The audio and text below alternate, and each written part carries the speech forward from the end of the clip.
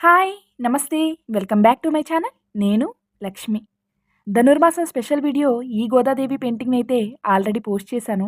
Painting details share చేద్దామని ఈ long వీడియోని కూడా మీకు అందిస్తున్నాను. ఈ పిక్చర్ చూడగానే నాకు పెయింట్ చేయాలనిపించిందండి.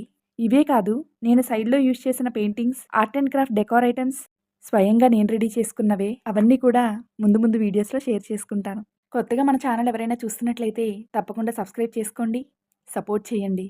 బ్రష్ నిండుగా పెయింట్ తీసుకుని ఇలా వేవ్స్ లాగా పెయింట్ చేయడం వల్ల పరికిణి ఆర్ దుప్పట్ట కదులుతున్నట్టుగా అందంగా కనిపిస్తుంది. ఇలాంటి సింపుల్ టెక్నిక్స్ వల్ల పెయింటింగ్ అనేది మరింత అందంగా కనిపించేలాగా చేసుకోవచ్చు. సింపుల్ హైలైట్స్ చేయడం అనేది కొద్దిగా టైంతో కూడిన పనే అనే చెప్పాలి.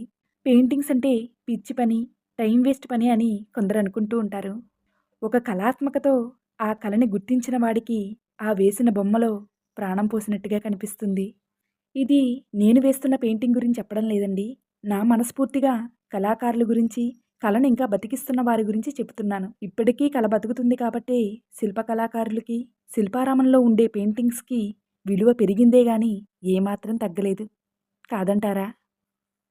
పెయింట్ చేస్తున్నప్పుడు జ్యువెలరీ ఐటెమ్స్ మంచి బ్రైట్‌గా కనిపించాలంటే ముందుగా లెమన్ యెల్లో పెయింట్ చేసి పైన గోల్డ్ కలర్ షైనర్‌ని యూజ్ చేస్తే చూడ్డానికి క్యూట్‌గా అనిపిస్తాయి. మన ఛానల్ కాన్సెప్ట్ అనేది నేనెప్పుడూ ఎక్స్‌ప్లెయిన్ చేయలేదు. మన ఛానల్ కాన్సెప్ట్ వచ్చేసి పెయింటింగ్స్ వేయడం, సింపుల్ పెయింటింగ్ టెక్నిక్స్ మీతో షేర్ చేసుకోవడం, ఆ పెయింటింగ్స్‌కి రిలేటెడ్‌గా సాంగ్స్ అనేవి పాడుతూ ఉంటానండి. నాకు కుకింగ్ చేయడం అనేది చాలా ఇష్టం. సో, కుకింగ్ వీడియోస్ అయితే షేర్ చేస్తున్నాను.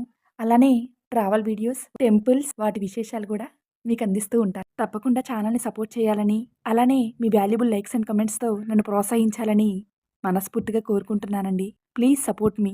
ఆల్మోస్ట్ పెయింటింగ్ అయితే పూర్తయింది. ఒక పెయింటింగ్ మనం వేస్తున్నామంటే దాని వెనుక కష్టం లేకుండా ఉండదండి.